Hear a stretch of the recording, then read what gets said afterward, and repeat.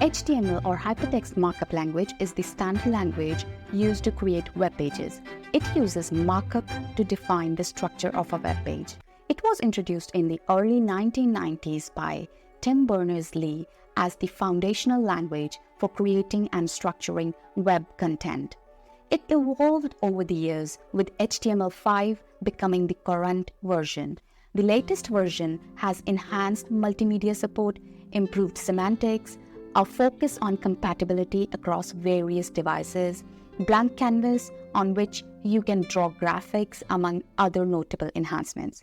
HTML consists of a series of elements that define the contents of a web page, and these elements are represented by tags enclosed in angle brackets like this.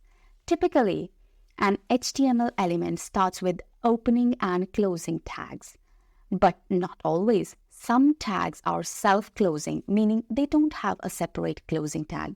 They look like this. These tags label the pieces of content of a website, such as a heading, a paragraph, images, and many more. These tags won't be visible on the web page, but they are used to display the content of the web page. To start creating websites and writing code, you'll need a text editor. There are many options out there. I personally use VS Code and would recommend it as this is the most widely used one. So ready to build your first web page? Let's get started. Open up VS Code and create a file named index.html. Here we go. Think of index.html as the instruction manual for your web page. It's typically the home page for most websites and holds the essential code that tells your browser what to load first. This file follows a hierarchy of nodes called Document Object Model, or DOM. The DOM is like a family tree for your web page. It's a hierarchy of nodes that represent every element in your HTML. Let's dive into some key HTML tags and see how they fit into this hierarchy. The index.html starts with a doc type. Here we can already see it popped up. And this declaration sets the document type and the version of HTML. It ensures that your browser knows which rules to follow while rendering the page. Here it will follow HTML5 rules. Then comes HTML tag, which contains exactly two children, head and body. This HTML tag encapsulates your entire HTML content, providing a container for everything on your web page. So all the metadata related to your web page, such as title or anything else, that will go in the head of the HTML document, and all the content of your web page, it will go in the body section. The meta tag provides more information than the title of your page.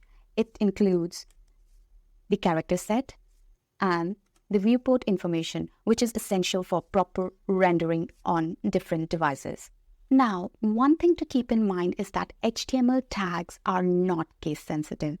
Whether you write HTML or HTML in lowercase, it's all the same. But it is recommended that you use the lowercase, and it is generally used.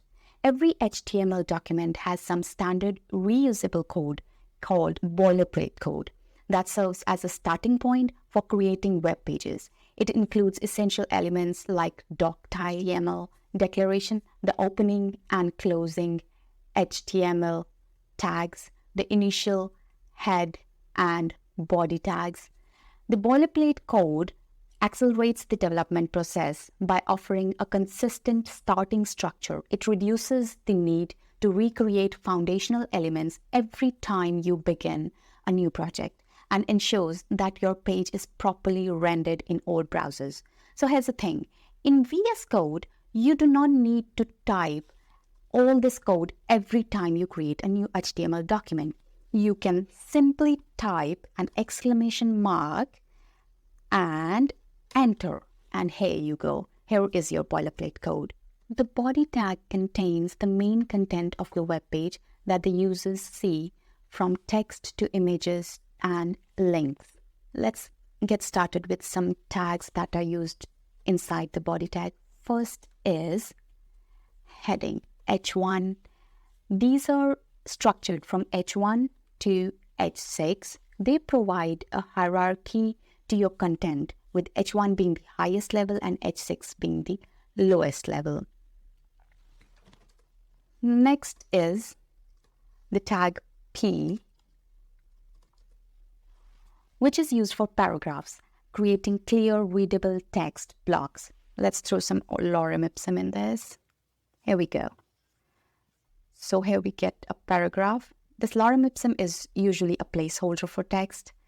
If we want line breaks, then we use the tag BR. This helps to structure your content. Next is the image tag, which is img. It has some attributes. First one is the source of the image. I already have an image, maintenance.jpg, in the folder named images.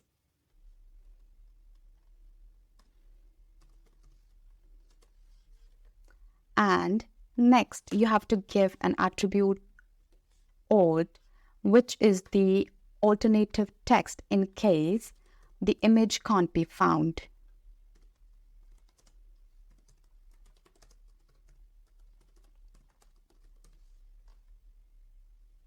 Okay, here we go. Next tag is the anchor tag. Anchor tags create links. It has the attribute href, which is the absolute link where we want the link to go. Let's take it to google.com.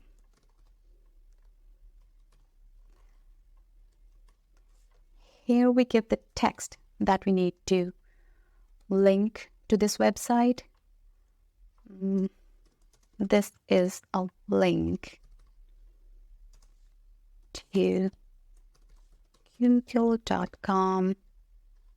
Okay. And this kind of link is called absolute link. Now let's talk about two more important tags that are used, called div and span tags.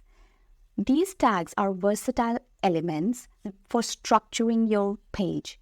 Div creates blocks, while span is an inline container. Imagine of div as a box. Let's put all this inside this box. Div helps to keep parts of your web page together. For example, you can put text, images, and even other divs inside it. This box helps you to arrange things neatly and makes your web page look nice. So these are basically the organizers. And span is like a highlighter. Imagine you have a book and you want to highlight some part of the sentence using highlighter. Span will do the same for you. Suppose we want to highlight this line here, which is some text. We can change the style of it.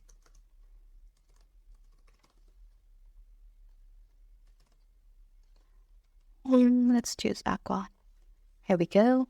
So this text is highlighted for us. And with this, you have a quick overview of HTML in just a few minutes. Of course, there's much more to explore, but this should give you a solid starting point. Thanks for watching. Don't forget to like, subscribe, and hit the notification bell for more web development tutorials. Until next time, happy coding. Bye-bye.